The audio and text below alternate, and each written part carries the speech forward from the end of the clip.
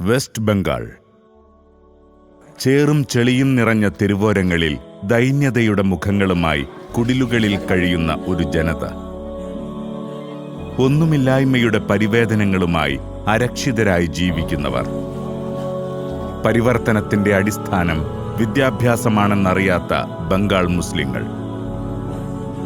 പ്രതാപങ്ങൾ ഉറങ്ങുന്ന വെസ്റ്റ് ബംഗാൾ ഗ്രാമങ്ങളിൽ അറിവ് നിഷേധിക്കപ്പെട്ട് തെരുവിലലയുന്ന ജനതയ്ക്ക് ജ്ഞാനത്തിന്റെ തണൽ വിരിക്കുകയാണ് 2012 സ്ഥാപിതമായ ബംഗാൾ ഓഫ് ക്യാമ്പസ്.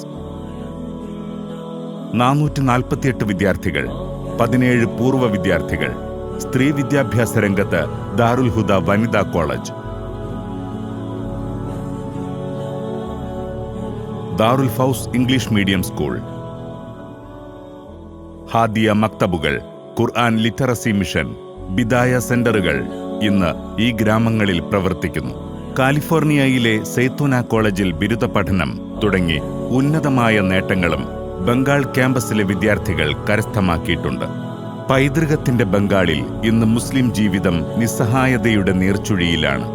തിരിഞ്ഞു നോക്കാൻ പോലും ആരുമില്ലാതെ തെരുവിലസ്തമിക്കുമായിരുന്ന വെസ്റ്റ് ബംഗാൾ ജനതയ്ക്ക് വൈജ്ഞാനിക നവോത്ഥാനത്തിന്റെ ചിറക് വിരിക്കുന്ന ദാറുൽ ഹുദായുടെ അഭിമാനയാത്രയിൽ നമുക്കും ചേരാം. അവരുടെ വിമോചനം നമ്മിലൂടെയാവട്ടെ.